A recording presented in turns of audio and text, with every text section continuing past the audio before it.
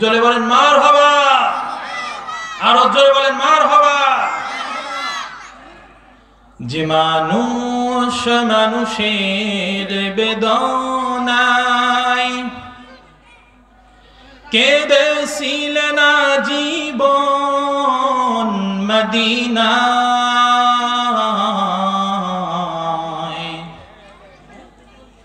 সেই নবী সেই রাসূল যদি এত সুন্দর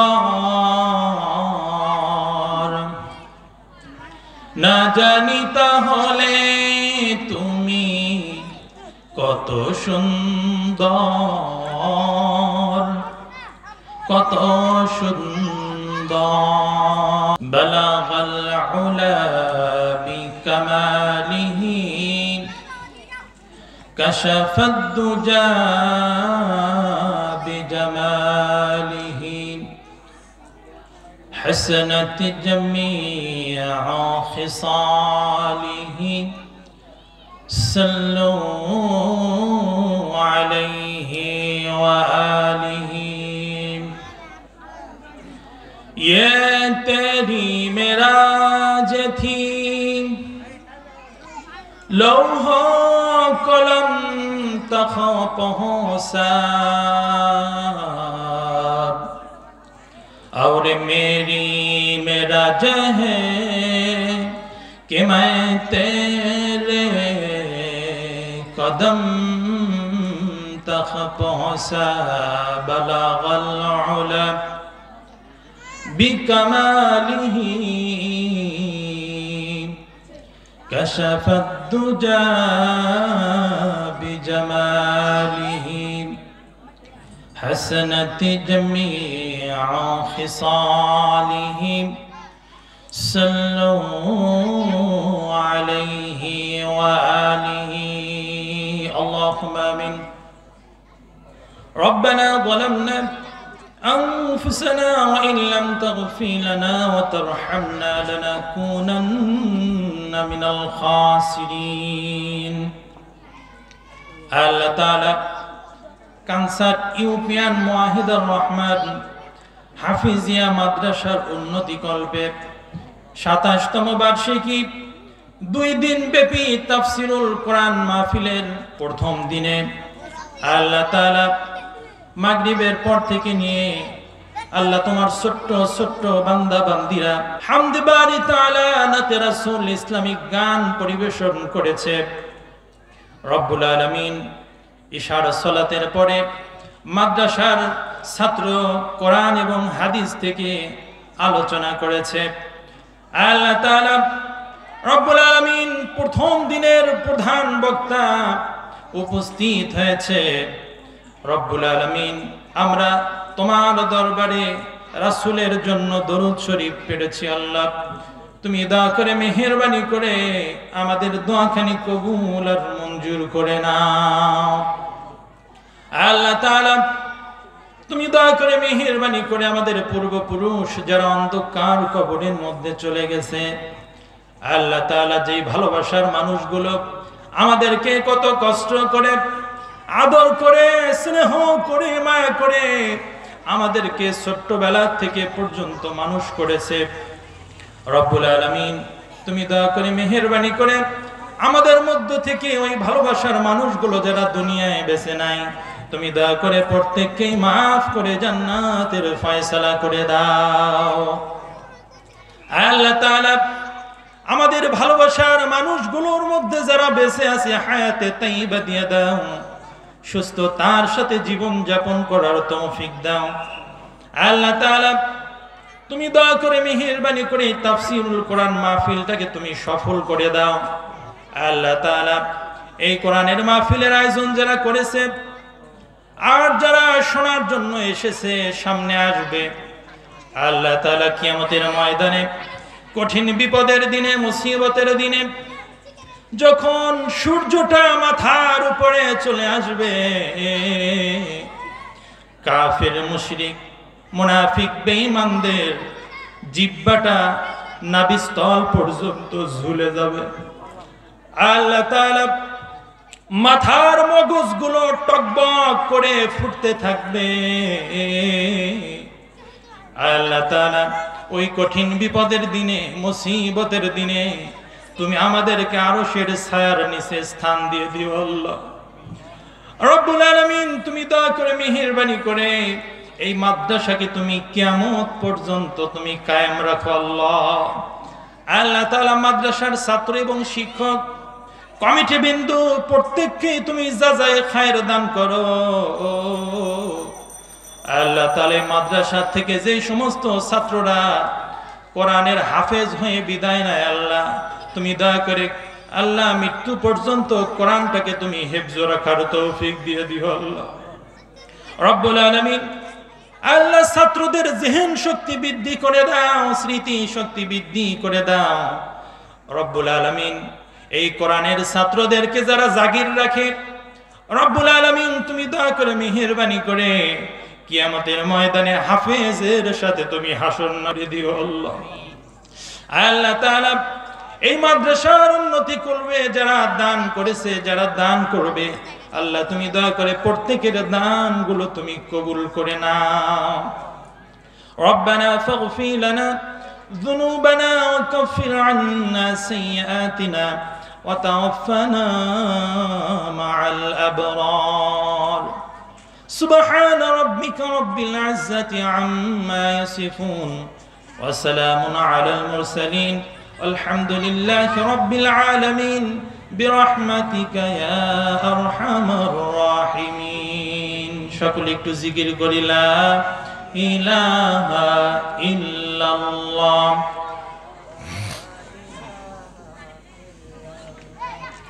লা ইলাহা ইল্লাল্লাহ লা ইলাহা ইল্লাল্লাহ।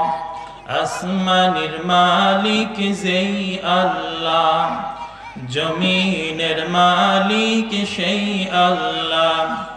আসমানের মালিক যেই আল্লাহ, জমিনের মালিক সেই আল্লাহ। লা ইলাহা ইল্লাল্লাহ লা ইলাহা ইল্লাল্লাহ লা ইলাহা ইল্লাল্লাহু মুহাম্মাদুর রাসূলুল্লাহ। সকলে পড়ি সাল্লাল্লাহু আলাইহি ওয়াসাল্লাম।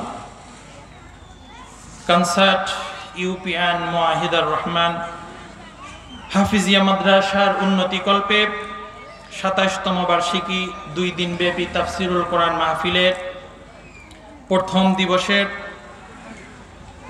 সভাপতি আলহাজ মোহাম্মদ আব্দুল হান্নান মাস্টার, প্রধান অতিথি মাওলানা মোহাম্মদ শেফাউল মুলক চেয়ারম্যান,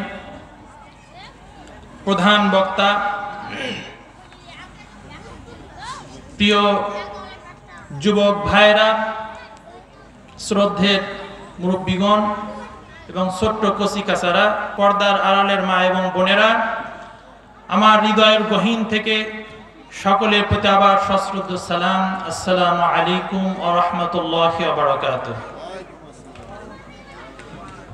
আমরা সবাই আলোচনার শুরুতেই সেই মহান আল্লাহ সুবহানাহু ওয়া তাআলার দরবারে শুকরিয়া আদায় করি, যেই মহান রব আমাদেরকে অত্যন্ত ভালোবেসে মহব্বত করে দুনিয়ার সমস্ত ব্যস্ততা থেকে দূরে রেখে কোরআনের বাগানে বসার জন্য, কোরআন থেকে হাদিস থেকে আলোচনা শোনার জন্য এবং বলার জন্য তৌফিক এনায়েত করেছেন। সেই মহান রবের দরবারে আমরা তার শিখানো ভাষা দিয়ে শুকরিয়া আদায় করে সকলেই পড়ছি আলহামদুলিল্লাহ। রব্বানা লাকাল হামদ হামদান কাসীরান তাইয়িবান মুবারাকান ফি।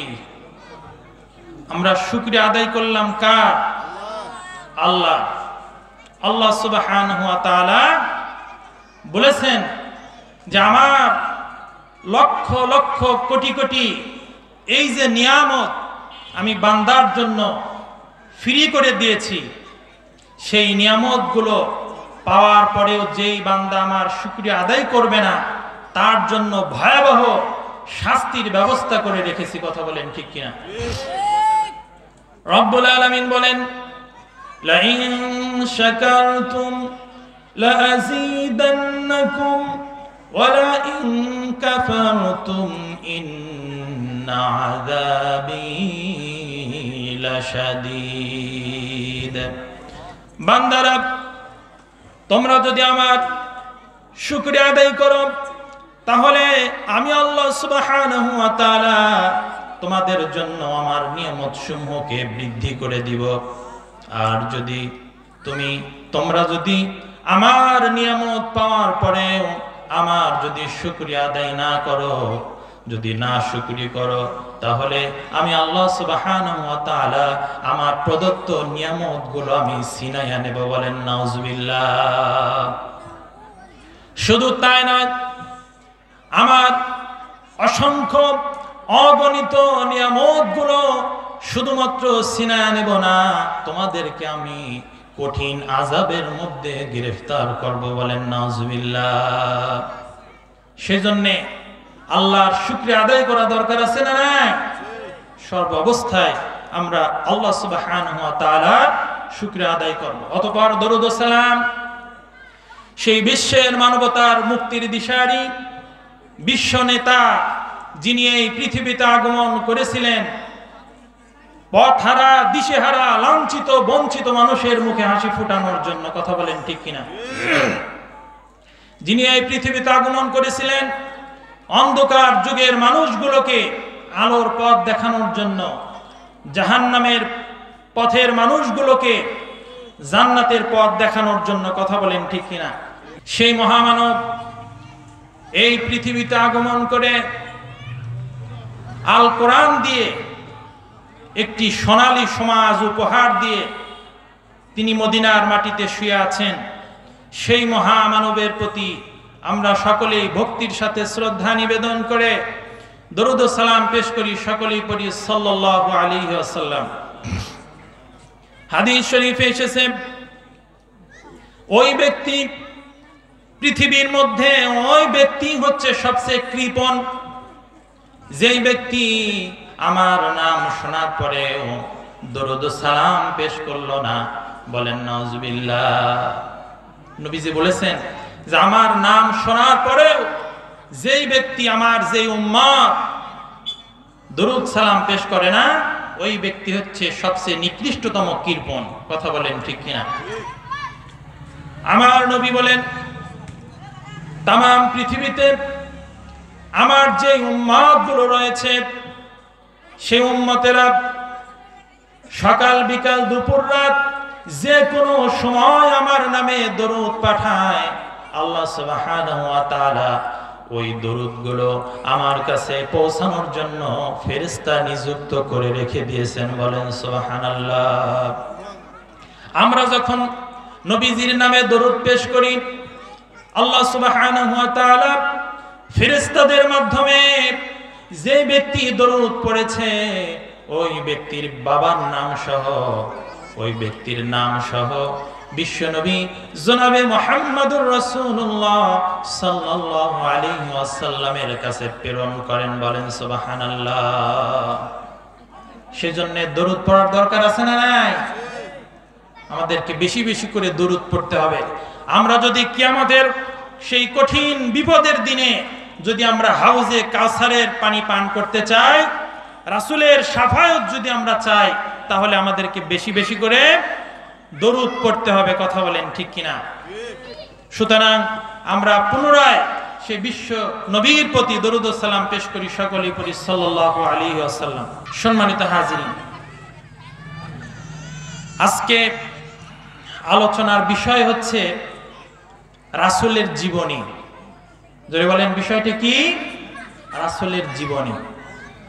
কারণ হচ্ছে আল্লাহ সুবহানাহু ওয়া তাআলা তার হাবিবকে মডেল হিসেবে পাঠিয়েছেন। কি হিসেবে? মডেল হিসেবে। কোন বান্দা যদি ওই মডেলকে গ্রহণ করে, মডেলকে অনুসরণ করে, অনুকরণ করে, তাহলে আল্লাহ সুবহানাহু ওয়া তাআলা রাসূলের সাথে তাকে জান্নাতে দিয়ে দিবে। বলেন সুবহানাল্লাহ। তো রাসূলের যে জীবনী, এই জীবনী যদি আমরা বুঝতে চাই তাহলে রাসূলের মানে আগমনের পূর্বে মক্কার যে পরিস্থিতি ছিল, পরিবেশ ছিল, সেই সম্পর্কে আমাদের জানার দরকার। কথা বলেন ঠিক কিনা? কারণ যদি আমরা অন্ধকারকে না চিনি তাহলে আলোর গুরুত্ব আমরা বুঝবো না। কথা বলেন ঠিক কিনা? অন্ধকারকে আগে চিনতে হবে, অন্ধকারকে আগে জানতে হবে, অন্ধকারকে আগে অনুধাবন করতে হবে, তাহলেই আমরা আলোকে আমরা অনুধাবন করতে পারবো। কথা বলেন ঠিক কিনা? তাহলে আলোর গুরুত্বটাকে আমরা বুঝতে পারবো। কথা বলেন ঠিক কিনা? তো সম্মানিত হাজিরিন, বিশ্বনবীর আগমনের পূর্বে হযরত ঈসা আলাইহিস সালাম প্রায় 550 বছর পূর্বে আল্লাহ সুবহানাহু ওয়া তাআলা হযরত ঈসা আলাইহিস সালামকে আল্লাহর কাছে তুলে নিয়েছেন। তো হযরত ঈসা আলাইহিস সালাম থেকে আমাদের নবী পর্যন্ত গ্যাপ হচ্ছে 550 বছর। জোরে বলেন কত বছর? 550 বছর। আল্লাহ সুবহানাহু ওয়া তাআলা বলেছেন যে আমি প্রত্যেকটা জাতির উপরেই আমি নবী রাসূল পাঠিয়েছি। কারণ হলো এই মানুষগুলো যখন নবী রাসূল থাকতো না তখন আল্লাহকে ভুলে শয়তানের তাবিদারি করা শুরু করত। কথা বলেন ঠিক কিনা? তো এই মানুষগুলোকে সঠিক পথের দিক নির্দেশনা দেওয়ার জন্য আল্লাহ তাআলা প্রত্যেক যুগেই নবী রাসূলকে পাঠিয়েছেন। কিন্তু এই যে বিশ্ব নবী আগমনের পূর্বে 550 বছর, এই সময়ে মানুষগুলো নবী রাসূল না আসার কারণে এতটা নিকৃষ্ট হয়ে গিয়েছিল যে নিজের কলিজার টুকরা কন্যা সন্তানকে জীবন্ত দাফন করতে। বলেন নাউজুবিল্লাহ। এমন কোন অন্যায়, এমন কোন পাপ ছিল না যে ওই সমাজের মধ্যে ছিল না। তাদের একটা নিয়ম ছিল যে জোর যার মূল লোক তার। কি নিয়ম? জোর যার মূল লোক তার। তো এই যে নবী রাসূল না থাকলে পরিবেশটা কেমন হয়, এটা যদি আমরা বুঝতে চাই তাহলে যেতে হবে হযরত মুসা আলাইহিস সালামের জামানায়। হযরত মুসা আলাইহিস সালাম তিনি নবুয়ত পেয়েছেন। এখন তার উপরে আসমানি কিতাব তাওরাত নাজিল হবে। আল্লাহ সুবহানাহু ওয়া তাআলা হযরত মুসা আলাইহিস সালামকে বললেন যে হে মুসা, তুমি আমার তুর পাহাড়ে এসো, তুর পাহাড়ে আমি তোমাকে তাওরাত দিব। বলেন সুবহানাল্লাহ। সম্মানিত হাজিরিন, আল্লাহ সুবহানাহু ওয়া তাআলা যখন হযরতে মুসা আলাইহিস সালামকে সময় নির্ধারণ করে দিলেন যে মাত্র 30 দিনের জন্য তোমাকে তুর পাহাড়ে আসতে হবে, এই 30 দিনের মধ্যে আমি তোমাকে তাওরাত নাজিল করে তোমাকে শিক্ষা দিয়ে দিব। বলেন সুবহানাল্লাহ। হযরত মুসা আলাইহিস সালামের সহযোগী ছিল তার ভাই হারুন আলাইহিস সালাম। প্রধান নবী হচ্ছে হযরত মুসা আলাইহিস সালাম আর তার সহযোগী হলেন হারুন আলাইহিস সালাম। হযরত মুসা আলাইহিস সালাম তার ভাইকে বুঝায় দিলেন আর তার উম্মতদেরকে ঘোষণা করলেন, ও আমার উম্মতেরা, আল্লাহ সুবহানাহু ওয়া তাআলা আমাকে ডেকেছেন তুর পাহাড়ে, মাত্র 30 দিনের জন্য আমি তোমাদেরকে রেখে যাচ্ছি। তোমরা আল্লাহর গোলামি করবে, আল্লাহর দাসত্ব করবে, আল্লাহর ইবাদত করবে, তোমরা আল্লাহকে ভুলে যাবে না। আমি নির্দিষ্ট সময় পরেই আমি আবার তোমাদের মাঝে ফিরে আসব। এই বলে হযরতে মুসা আলাইহিস সালাম যখন বিদায় নিলেন, দেখতে দেখতে 30টা দিন পার হয়ে গেল। উম্মতেরা 30টা দিন পার হওয়ার পরে তারা বিরক্ত অনুভব করলো। তাদের মাথার মগজের মধ্যে শয়তান এসে ধোঁকা দিতে লাগলো। শয়তান ধোঁকা দিতে দিতে ওই উম্মতের মধ্যে একজন গুনাহগার বান্দা ছিল, নাম তার সামিল। ওই সামিল একটা মাটি দিয়ে গরুর মতো আকৃতি দিয়ে গরু তৈরি করলো। মাটি দিয়ে গরু তৈরি করার পরে সামিল কিছু গণকের মাধ্যমে সেই মাটিগুলো সংগ্রহ করে ও গরুর মুখের মধ্যে দিয়ে দিলেন। মাটি দিয়ে তৈরি করা গরুর পেটের মধ্যে যখন ওই মাটিগুলো প্রবেশ করলো, ওই গরুটা, মাটি দিয়ে তৈরি করা গরুটা একটু নড়াচড়া করতে লাগলো। আর ওই স্বামীর হযরতে মুসা আলাইহিস সালামের উম্মতদেরকে বুঝাতে লাগলেন, দেখো তোমাদের নবী আর আসবে না, তোমাদের নবী হয়তোবা পাহাড়ে উঠতে গিয়ে পড়ে গিয়ে হয়তোবা ইন্তেকাল করেছে, বলেন নাউজুবিল্লাহ। সুতরাং তোমাদের নবী আর আসবে না। আমি দেখো তোমাদের জন্য নতুন একটি খোদার আবিষ্কার করেছি।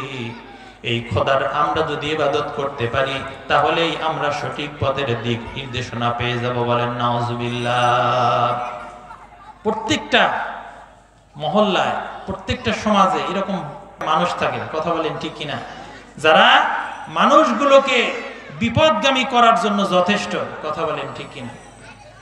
তো সম্মানিত হাজিরিন, হযরতে মুসা আলাইহিস সালামের যখন 30টা দিন পার হয়ে গেল, আল্লাহ সুবহানাহু ওয়া তাআলা হযরতে মুসা আলাইহিস সালামকে নির্দেশ দিলেন, আমার নবী 30টা দিন হয়ে গেছে, তোমার জন্য তোমাকে আর 10টা দিন তুর পাহাড়ে থাকতে হবে, আমার সান্নিধ্যে থাকতে হবে। আর 10টা দিন তুমি বাড়ায় নাও, এই 10টা দিন সহ তোমার জন্য 40 দিন হয়ে যাবে। সেই সময় তো আর মোবাইল ফোন ছিল না, সেই সময় তো আর টেলিফোন ছিল না, উম্মতদেরকে জানার মতো কোনো সুযোগ ছিল না, যার কারণে উম্মতরা গোমরাহে পরিণত হয়ে গেল। হযরতে হারুন আলাইহিস সালাম বাধা দিতে গেলে তাকেও ধমক দিয়ে সরায় দেয়, বলেন নাউজুবিল্লাহ। হযরতে হারুন আলাইহিস সালাম যখন বাধা দিতে যায় তাকে কেউ মান্য করে না। হ্যাঁ, অতঃপর সবাই মিলে গো বাছুর পূজা করা আরম্ভ করে দিল।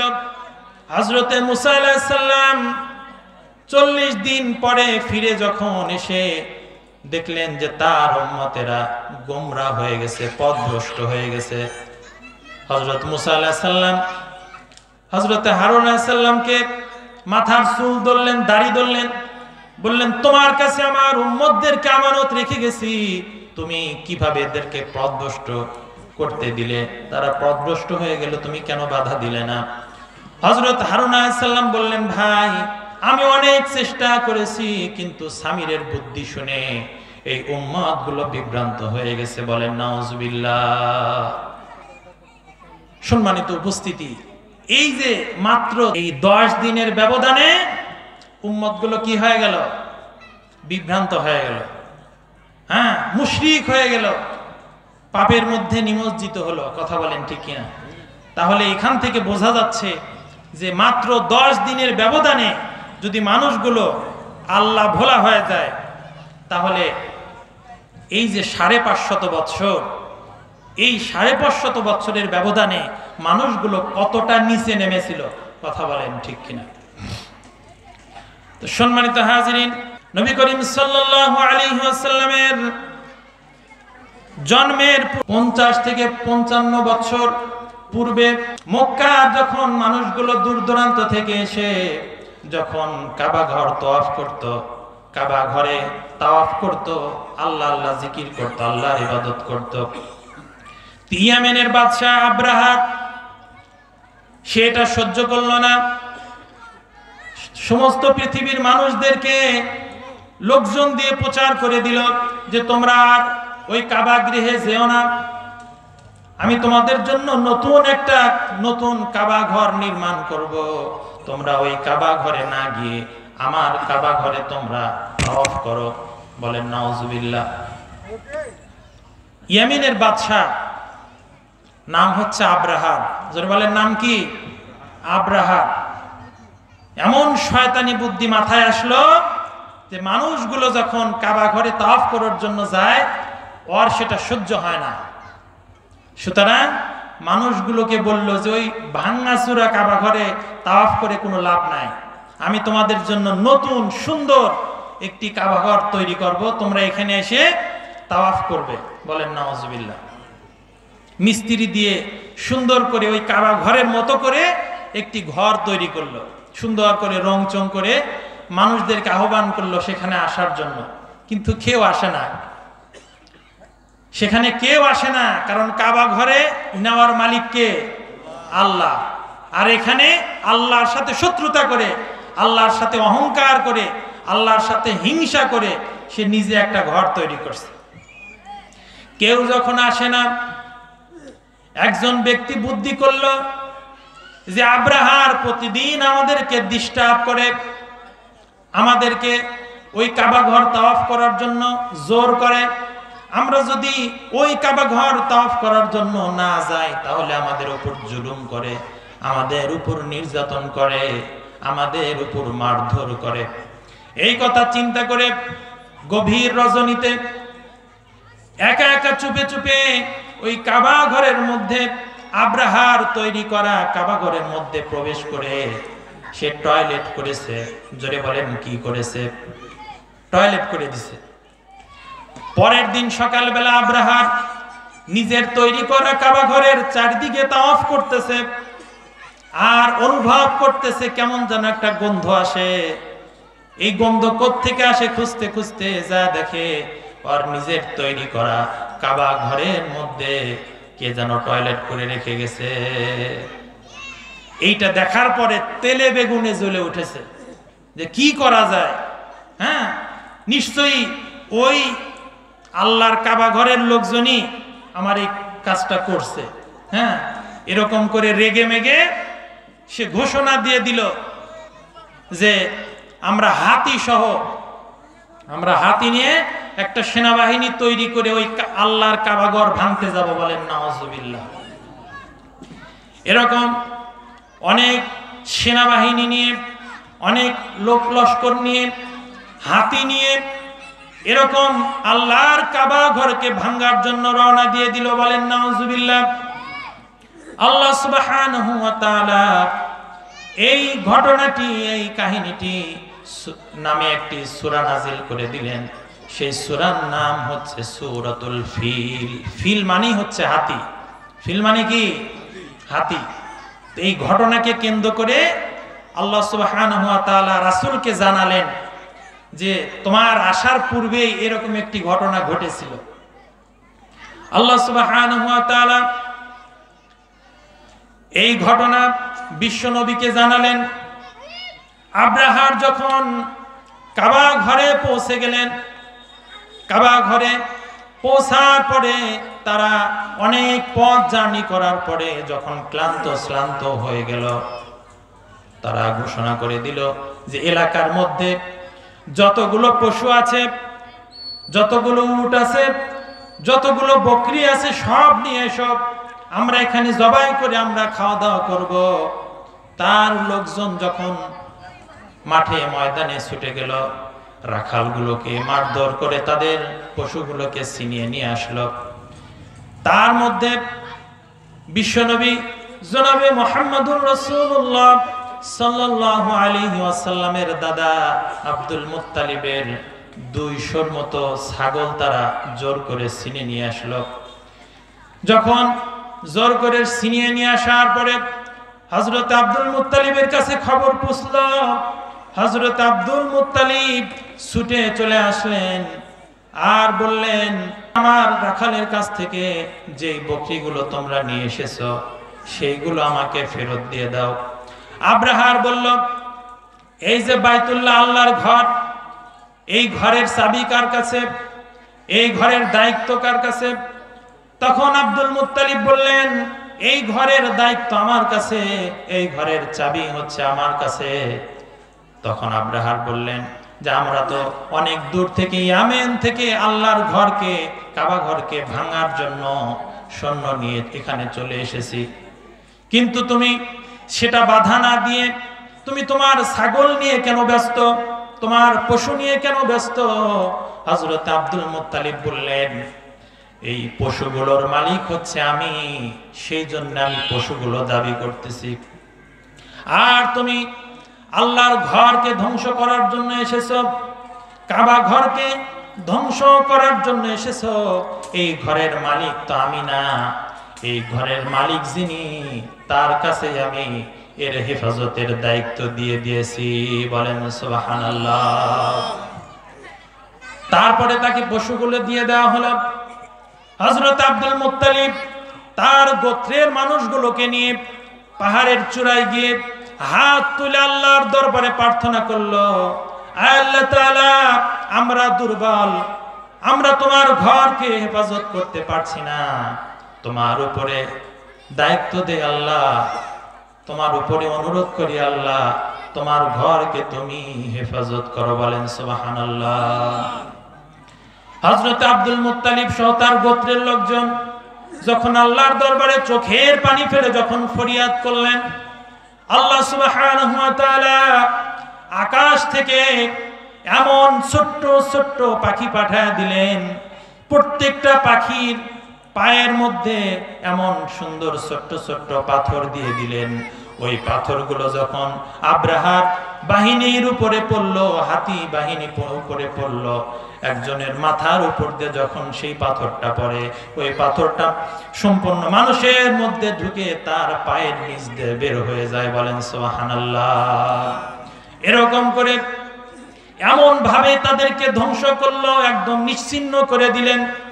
আল্লাহ সুবহানাহু ওয়া তাআলা এই ঘটনাটি সূরাতুল ফিলের মধ্যে বলে দিলেন, আলাম তারা কাইফা ফাআলা রাব্বুকা বিআসহাবিল ফিল। বলেন আল্লাহু আকবার। আল্লাহ তাআলা তার নবীকে বলতেছেন, তুমি কি দেখোনি যে তোমার প্রতিপালক হাতিওয়ালাদের সাথে কেমন আচরণ করেছেন? আলাম ইয়াজআল কাইদাহুম ফি তাদলিল, তিনি কি তাদের চক্রান্তটাকে ব্যর্থ করে দেননি? ওয়া আরসালা আলাইহিম আবিল, তাদের বিরুদ্ধে তিনি ঝাঁকে ঝাঁকে পাখি পাঠিয়েছিলেন। তারমিহিম বিহিজাওয়াতিম মিন সিজিল, যারা তাদের উপর পোড়া মাটির কঙ্কর নিক্ষেপ করেছিল। ফাজআলাহুম কাসফিন মাআকুল, অতঃপর তিনি তাদের চিবানো তৃণ ঘাসের মতো করে দিয়েছিলেন, এমন নিচ্ছিন্ন করে দিয়েছিলেন, ঘাসগুলো যেমন পুড়ে যখন ছারখার হয়ে যায়, রোদের তাপে যখন ঘাসগুলো পুড়ে যায়, এমন ভাবে তাদেরকে নিশ্চিহ্ন করে দিয়েছিলেন। বলেন সুবহানাল্লাহ। সম্মানিত হাজিরিন, এমন একটা পরিস্থিতি ছিল যেখানে আল্লাহ ঘরের উপরেও শত্রুতা করেছে। কথা বলেন ঠিক কিনা? হযরতে দাহিয়াতুল কলবি একজন সাহাবী, যে সাহাবীর সুরত ধরে হযরতে জিবরাইল আলাইহিস সালাম রাসূলের সাথে দেখা করতেন, ওহী পাঠাতেন। হযরতে দাহিয়াতুল কলবি একদিন এসে রাসূলের দরবারে অঝোর নয়নে কান্না করতেছেন, চোখ দিয়ে পানি পড়তেছে। রাসূল বললেন, হে দাহিয়াতুল কলবি, তোমার কি হয়েছে, কান্না করছো কেন? হযরতে দাহিয়াতুল কলবি বললেন, ইয়া রাসূলুল্লাহ, ইয়া হাবিবাল্লাহ, আমার জীবনে আমি এত বড় ভুল করেছি, আমি জানি না সেই ভুলের মাপ আমি পাবো কিনা। এই বলে ছোট্ট বাচ্চাদের মতো সে কান্না শুরু করে দিলেন। নবীজি বললেন, বলো তুমি কি এমন অপরাধ করেছো? হযরতে দাহিয়াতুল কলবি রাসূলের কাছে বর্ণনা করতে লাগলেন, ইয়া রাসূলুল্লাহ, ইয়া হাবিবাল্লাহ, আমি তখনও ঈমান গ্রহণ করিনি, আমি তখনও মুসলমান হইনি। আমার ব্যবসার জন্য দূর দেশে যাওয়ার প্রয়োজন। ইতিমধ্যে আমার স্ত্রী গর্ভবতী, আমার স্ত্রীর গর্ভে সন্তান এসেছে। তো আমাদের ওই সময় সমাজের এমন পরিস্থিতি ছিল, যদি কোনো মানুষের কন্যা সন্তান জন্মগ্রহণ করত, সমাজের মধ্যে তাকে ধিক্কার দেওয়া হতো, সমাজের মধ্যে তাকে তিরস্কার করা হতো, সমাজের মধ্যে তাকে কোনো সম্মান দেওয়া হতো না, কন্যা সন্তানের বাবা বলে ধিক্কার দেওয়া হতো। সেই জন্য আমি আমার স্ত্রীকে কাছে ডেকে বললাম, ও আমার প্রাণীর স্ত্রী, আমি দীর্ঘদিনের জন্য ব্যবসায়ের উদ্দেশ্যে অন্য রাষ্ট্রে সফরে যাচ্ছি। এই যে তোমার পেটে সন্তান, এই সন্তান জন্মগ্রহণ করার পরে তুমি যদি দেখো পুত্র সন্তান হয়েছে, তাহলে আদর করে ভালোবেসে তুমি বড় করবা। আর যদি দেখো তোমার পেটের এই সন্তান কন্যা সন্তান জন্মগ্রহণ করেছে, তাহলে তুমি ওই সন্তান জন্মগ্রহণ করার সাথে সাথেই তুমি গলা টিপে তাকে হত্যা করে দিবা। বলেন নাউজুবিল্লাহ। এমন নিষ্ঠুর কথা। আমার স্ত্রীকে আমি আদেশ করে আমি আমার ব্যবসায়িক উদ্দেশ্যে রওনা দিয়ে দিলাম। দীর্ঘ 4টি বছর বাহিরে থাকার পরে যখন আমি আমার বাড়িতে পৌঁছলাম, আমার বাড়িতে আসার পরে আমার স্ত্রী আমাকে সুন্দর করে খাবারের ব্যবস্থা করলেন, সুন্দর করে খাবারের ব্যবস্থা করলেন। আমি খাবার সময় দেখলাম আমার কাছে ছোট্ট ফুটফুটে একটি কন্যা সন্তান বাহির থেকে আসলো। এই ছোট্ট সন্তানকে দেখে আমার মনের মধ্যে একটু ভালোবাসা তৈরি হলো, ভালো লাগা তৈরি হলো, অনেক ভালো লাগলো। আমি তখন কিছু বললাম না।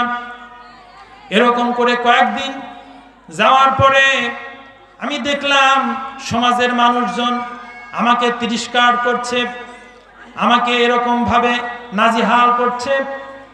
এই অপমান সহ্য করতে না পেরে আমি আমার স্ত্রীকে বললাম যে তোমার এই সন্তানকে তুমি সাজা দাও, আমি বেড়াতে নিয়ে যাব। এই বলে আমার সেই ছোট্ট ফুটফুটে কন্যা সন্তানকে আমার স্ত্রী সুন্দর করে সাজিয়ে দিলেন। সাজিয়ে দেওয়ার পরে আমি যখন আমার সেই কন্যা সন্তানকে হাত ধরে হাঁটিয়ে নিয়ে পাহাড়ের দিকে যাচ্ছিলাম, আমার সেই ছোট্ট বাচ্চাটা আমাকে বাবা বাবা বলে ডাকতেছিল, বলতেছিল বাবা আমাকে আপনি কই নিয়ে যান, বাবা আপনি কোথায় যাবেন, বাবা আপনি হাঁটতেছেন, আপনার তো কষ্ট হচ্ছে। ছোট্ট বাচ্চার এরকম কথা আমি শুনে তারপরে আমার মনটা গলল না, আমার মনটা নরম হলো না। আমি আমার সেই ছোট্ট বাচ্চাকে সঙ্গে করে নিয়ে পাহাড়ের পাদদেশের নিয়ে গেলাম। একটি পাহাড়ের পাদদেশের মধ্যে নিয়ে আমি গর্ত করতে লাগলাম। গর্ত করতেছিলাম, গর্ত করতে করতে যখন সেই মাটিগুলো আমার শরীরে লাগে, আমার দাড়িতে লাগে, সেই ছোট্ট বাচ্চাটা আমার দাড়ির থেকে মাটিগুলো সরায় দেয়, আমার শরীরটা মুছে দেয়, আর বলে বাবা তুমি কেন এত কষ্ট করতেছো, বাবা তুমি কেন এত গর্ত করতেছো, তোমার তো অনেক কষ্ট হচ্ছে বাবা, তোমার কষ্ট আমি সহ্য করতে পারতেছি না। এই বলে বলে আমার সেই ছোট্ট কন্যা সন্তান আমার শরীরকে মুছে দেয়, আমার দাড়ি পরিষ্কার করে দেয়। এত কিছু করার পরেও আমার মনটা নরম হলো না, আমার মনটা গলল না। আমার সেই ছোট্ট কলিজার টুকরা সন্তানটাকে যখন আমি ধাক্কা দিয়ে ওই মাটির গর্তের মধ্যে ফেলে দিলাম, আমার মনে হলো আকাশ বাতাস ভারী হয়ে গেল, আমার কলিজার মধ্যে একটা ধাক্কা দিয়ে দিল। তারপর আমি মানলাম না, আমি একটি বড় একটা পাথর নিয়ে আমার ওই ছোট্ট বাচ্চার মাথার উপরে যখন ঢেল ছুঁড়ে দিলাম, আমার ছোট্ট বাচ্চা বাবা বলে চিৎকার দিয়ে দিল। ওই পাথর লাগার সঙ্গে সঙ্গে মাথাটা ফেটে ফিলকি দিয়ে রক্ত বের হয়ে গেল। আমি মাটি চাপা দিয়ে সেখান থেকে ছড়ে আসলাম। ইয়া রাসূলুল্লাহ, ইয়া হাবিবাল্লাহ, এমন নিকৃষ্ট কাজ আমি করেছি, আমি ঈমান গ্রহণ করার পরে আমি বুঝতেছি যে এটা আমার বিশাল বড় ধরনের অন্যায় হয়ে গেছে। হাদিস শরীফে এসেছে, এই বর্ণনাগুলো যখন রাসূলের সামনে বর্ণনা করা হচ্ছিল, রাসূলের চোখ বেয়ে বেয়ে দাড়ি মুবারক চুয়ে চুয়ে পানি গড়ায় পড়তেছিল, চোখ থেকে পানি গড়ায় পড়তেছিল। রাসূল বললেন, দাহিয়াতুল কলবি রে, এত নিষ্ঠুর মানুষ কেমনে হয়, এত নিষ্ঠুর মানুষ কেমনে হয়, এত সুন্দর ফুটফুটে সন্তান, সেই সন্তানকে কিভাবে মানুষ এরকম ভাবে জীবন্ত ভাবে হত্যা করতে পারে, জীবন্ত ভাবে কবর দিতে পারে। রাসূল বললেন, লা তাকনাতু মির রাহমাতিল্লাহ। বলেন আল্লাহু আকবার। তুমি এত বড় অপরাধ করেছো, এত বড় অন্যায় করেছো, কিন্তু তুমি যেহেতু কালেমা পড়ে ইসলাম গ্রহণ করেছো, আল্লাহ সুবহানাহু ওয়া তাআলা তোমাকে মাফ করে দিবেন।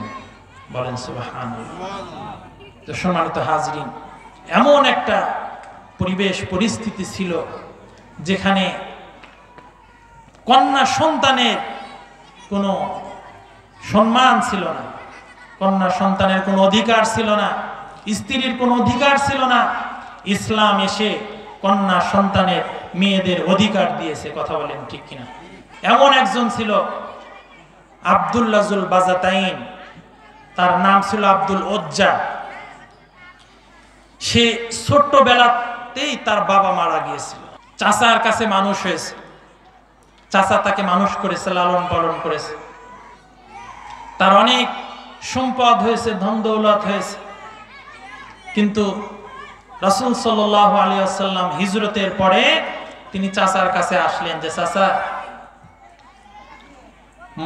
আব্দুল্লাহর পুত্র মুহাম্মদ সাল্লাল্লাহু আলাইহি ওয়াসাল্লাম তিনি যে আল্লাহর নবী, এটা কি আপনি বিশ্বাস করেন? তো চাচা বলতেছে হ্যাঁ, হতে পারে। তারপরে বলতেছে চাচা আপনি কি ইসলাম গ্রহণ করবেন? তখন চাচা বলতেছে কশিন কালেও না, আমি ইসলাম গ্রহণ করব না। তখন ভাতিজা বলতে চাচা আমি তো ভেবেছিলাম হয়তোবা আপনি আগে ইসলাম গ্রহণ করবেন, তারপরে আমি আপনার দেখা দেখি ইসলাম গ্রহণ করব, কিন্তু আপনি যেহেতু ইসলাম গ্রহণ করবেন না, তাহলে আপনাকে সাক্ষী রেখেই আমি কালিমা ঘোষণা দিয়ে দিলাম। বলেন সুবহানাল্লাহ। তিনি চাচার সামনেই কালিমা পড়ে নিলেন। চাচা বললেন যে ভাতিজা এর পরিণাম কি হবে তুমি কি জানো? বলল কি হবে?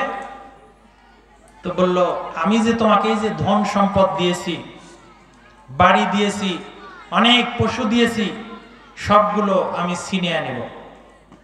হযরত আব্দুল উজ্জা বললেন সব দিয়ে দিলাম। বলেন সুবহানাল্লাহ। চাচা বললেন ভাতিজা তোমার পরনে যে পোশাক, তোমার পরনে যে লুঙ্গি, সেগুলোও তো আমার টাকায় ক্রয় করা। ভাতিজা বললেন ইসলামের জন্য আমি সব ত্যাগ করতে পারি। এই বলে নিজের শরীরের সমস্ত কাপড় চোপড় খুলে চাচার দিকে নিক্ষেপ করলেন। বলেন সুবহানাল্লাহ। এই অবস্থায় মায়ের কাছে চলে গেলেন। বৃদ্ধ মা সন্তানকে, যুবক সন্তানকে এমন অবস্থায় দেখে চোখ দুটো চেপে ধরলেন আর বললেন বাবা তোমার এই অবস্থা কেন? হযরত আব্দুল উজ্জা বললেন মা আমার তো সব ছিল, ধন সম্পদ ছিল, গাড়ি বাড়ি ছিল, সব ছিল, কিন্তু ঈমান আনার কারণে আমার এই অবস্থা হয়েছে। মা বললেন আমি কি করতে পারি তোমার জন্য? আব্দুল উজ্জা বললেন মা তোমার কিছুই করার দরকার নাই, আমার ইজ্জত ঢাকার জন্য কিছু একটা দাও। মা ঘরের মধ্যে প্রবেশ করলেন, একটা পুরাতন কম্বল দিলেন। সেই কম্বলটা অর্ধেক করে অর্ধেকটা গায়ে নিলেন আর অর্ধেকটা লজ্জা নিবারণ করলেন। রওনা দিলেন মদিনার দিকে, ভালোবাসার মানুষের দিকে রওনা দিয়ে দিলেন।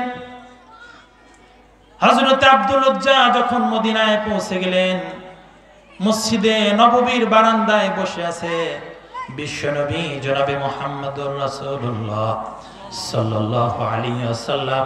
সালাত আদায় শেষে যখন মসজিদ থেকে বের হলেন, দেখলেন উস্কো খুস্কো একটা যুবক বসা, পরনে ঠিকমতো কাপড় নাই, এক টুকরা দিয়ে শরীর কোনো মতে ঢেকেছে আর এক টুকরা দিয়ে হাঁটু পর্যন্ত ঢাকে না।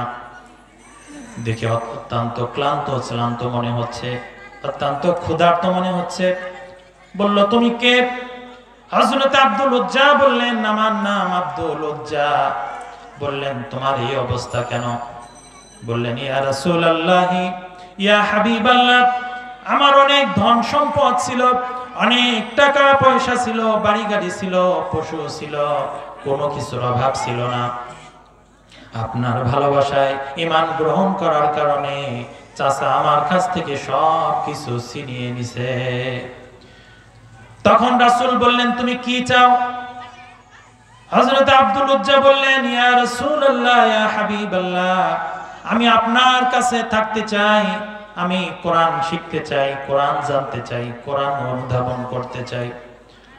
তখন বিশ্বনবী জনাবে মুহাম্মদুর রাসূলুল্লাহ সাল্লাল্লাহু আলাইহি ওয়াসাল্লাম আব্দুল উজ্জার নাম পরিবর্তন করে নাম দিলেন আব্দুল্লাহ। বলেন সুবহানাল্লাহ।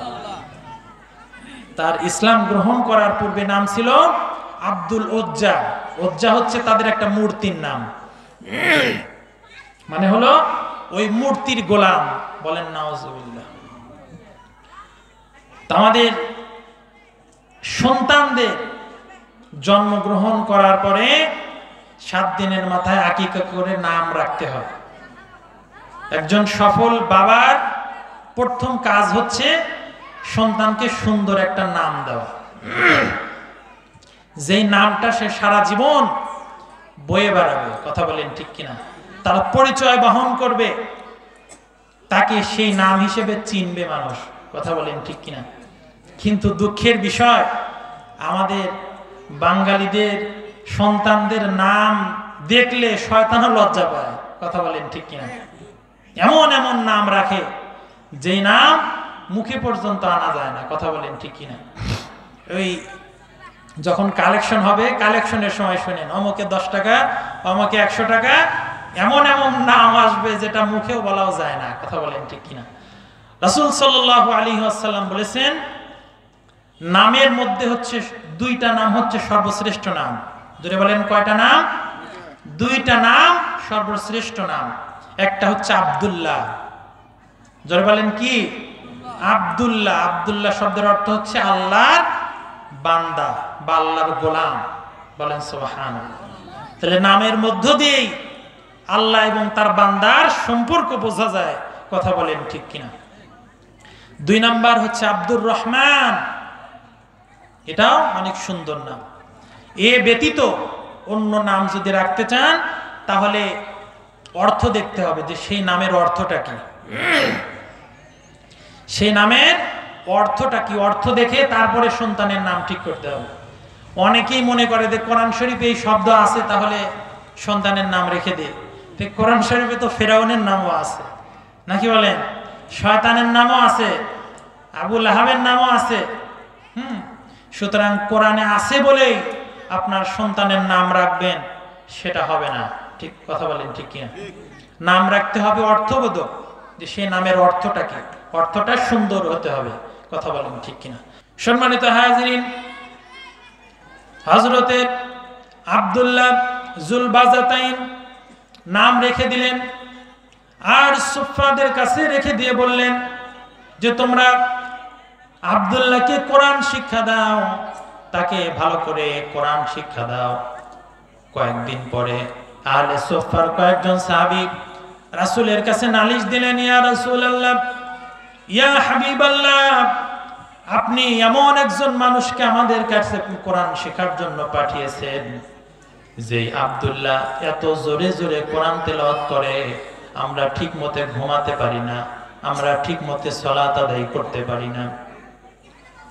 বিশ্বনবী জনাবে মুহাম্মদুর রাসূলুল্লাহ সাল্লাল্লাহু আলাইহি ওয়াসাল্লাম আহলে সুফার সাহাবীদেরকে বললেন, ও আমার সাহাবীরা, আব্দুল্লাহকে বেশি বেশি করে চিৎকার করে কোরআন তেলাওয়াত করতে দাও, কারণ আব্দুল্লাহ এমন ভাবে ঈমান এনেছে তার সম্পদ 1 বিন্দু পরিমাণও, এমনকি নিজের শরীরের কাপড়টা পর্যন্ত আনতে পারে নাই। বলেন সুবহানাল্লাহ। চিল্লাইতে দাও, যত জোরে চিল্লায় চিল্লায়, তোমরা বিরক্ত হয় না। বলেন সুবহানাল্লাহ। কয়েকদিন পরে তাবুকের যুদ্ধের দামামা বেজে উঠল। তাবুকের যুদ্ধ হবে, রোমান সৈন্য তারা, তাদের খোঁজ পাওয়া গেল। বিশ্বনবীর কাছে খবর আসলেন যে তারা ইসলামের বিরুদ্ধে, মুসলমানদের বিরুদ্ধে যুদ্ধ করার জন্য তারা প্রস্তুতি নিচ্ছে। এই জন্য বিশ্বনবী জনাবে মুহাম্মদুর রাসূলুল্লাহ সাল্লাল্লাহু আলাইহি ওয়াসাল্লাম সাহাবীদেরকে বললেন, আমার সাহাবীরা, তোমরা তোমাদের যা কিছু আছে, টাকা পয়সা সম্পদ, যার কাছে যা কিছু আছে সবাই এক জায়গা করো, তাবুকের ময়দানে যেতে হবে, যুদ্ধ করতে হবে, জিহাদ করতে হবে। এই যখন বললেন, সাহাবীরা তাদের স্বার্থ অনুযায়ী, সাধ্য অনুযায়ী, কেউ টাকা পয়সা, কেউ পশু, কেউ তীর, কেউ ধনুক, কেউ উট, এরকম করে আল্লাহর রাস্তায় নবীজির দরবারে নিয়ে আসতে লাগলেন। সবাই যখন নবীজির কাছে যখন দান করলেন, নবীজি বললেন, আমার সাহাবীরা, তোমাদের সবাইকে তো দেখতে পাচ্ছি, কিন্তু আমার আবু বকর কোথায়? নবীজি লক্ষ্য করলেন যে কয়েকজন সাহাবীর পিছনে হযরত আবু বকর রাদিয়াল্লাহু তাআলা আনহু একটি ছোট্ট পোটলা নিয়ে দাঁড়িয়ে আছেন, আর চোখ দিয়ে পানি ঝরতেছে। হযরত আবু বকর রাদিয়াল্লাহু তাআলা আনহুকে ডাকলেন। হযরত আবু বকর রাদিয়াল্লাহু তাআলা আনহু রাসূলের কাছে এসে সেই পোটলাটা ঢাললেন। কয়েকটা দিরহাম আর কয়েক কেজি গম বের হলো। হযরত আবু বকর লজ্জা পাচ্ছেন যে সবাই এত এত দিল, আর আমি তো কিছুই দিতে পারলাম না। রাসূল সাল্লাল্লাহু আলাইহি ওয়াসাল্লাম বিষয়টা বুঝতে পারলেন, আর তিনি ঘোষণা করলেন, ও আমার সাহাবীরা, তোমরা যা দান করেছো প্রত্যেকের দানের তুলনায় আমার আবু বকরের দান আল্লাহর কাছে বেশি পছন্দ হয়েছে। বলেন সুবহানাল্লাহ। এই কথা শোনার পরে অন্যান্য সাহাবীরা একটু কথা বলি শুরু করলেন যে আমি তো অনেক দিলাম, এত দিলাম। রাসূল বুঝতে পারলেন, সাহাবীদেরকে জিজ্ঞেস করলেন, ও আমার সাহাবী, তুমি কত দিয়েছো? সে বলল, আমি আমার সম্পদের 3 ভাগের 1 ভাগ দিয়েছি। আরেকজন বলল, ইয়া রাসূলুল্লাহ, আমি আমার সম্পদের 2 ভাগের অর্ধেক দিয়ে দিয়েছি। আরেকজন বলল, ইয়া রাসূলুল্লাহ, আমি সম্পদের এত ভাগের এত ভাগ দিয়েছি। হযরতে ওসমান, হযরত ওমর রাদিয়াল্লাহু তাআলা আনহু সব সাহাবীগুলো এইভাবে যখন বর্ণনা করলো, অতঃপর রাসূল হযরত আবু বকরকে জিজ্ঞেস করলেন, হে আবু বকর, তুমি কি দিয়েছো আর কি রেখে এসেছো? হযরত আবু বকর রাদিয়াল্লাহু তাআলা আনহু বললেন, ইয়া রাসূলুল্লাহ, ইয়া হাবিবাল্লাহ, জাগতিক সম্পদ বলে যা বোঝায় সমস্ত সম্পদকে আমি একত্রিত করে আপনার পায়ে আমি ঢেলে দিয়েছি। বলেন সুবহানাল্লাহ। বলা হলো, তুমি বাড়িতে কি রেখে এসেছো? বলল, ইয়া রাসূলুল্লাহ, ইয়া হাবিবাল্লাহ, জাগতিক সব সম্পদ তো আপনার পায়ে মোবারকে ঢেলে দিয়েছি, আর বাড়িতে আমার জন্য আল্লাহ এবং আল্লাহর ভালোবাসা রেখে এসেছি। বলেন সুবহানাল্লাহ। তখন সবাই বুঝতে পারলো যে না, কেন হযরত আবু বকরের দান আল্লাহর কাছে বেশি পছন্দ হয়েছে, কারণ সব সম্পদ নিয়ে এসেছে, কারণ তার ছিলই ওইটা। কথা বলেন ঠিক কিনা? সম্মানিত হাজিরিন, আচ্ছা নিয়ে এসে সমস্যা নেই। সম্মানিত হাজিরিন, বিশ্বনবী সাহাবীদের সঙ্গে নিয়ে তাবুকের ময়দানের দিকে রওনা করলেন। সেই মুহূর্তে হযরতে আব্দুল্লাহ যুল বাজাতাইন সামনে এসে দাঁড়ায় গেলেন, বললেন, ইয়া রাসূলুল্লাহ, ইয়া হাবিবাল্লাহ। নবীজিকে ডাক দিয়ে কান্না শুরু করে দিলেন, বললেন, ইয়া রাসূলুল্লাহ, ইয়া হাবিবাল্লাহ, আপনি আমাকে দোয়া করে দেন, আমি যেন এই যুদ্ধে আমি যেন আমার জীবনটা দিয়ে দিতে পারি।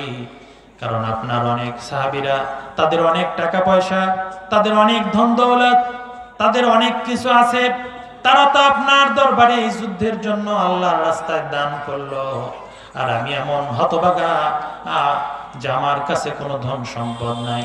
সুতরাং ইয়া রাসূলুল্লাহ, ইয়া হাবিবাল্লাহ, আপনি আমাকে দোয়া করে দেন যেন আমি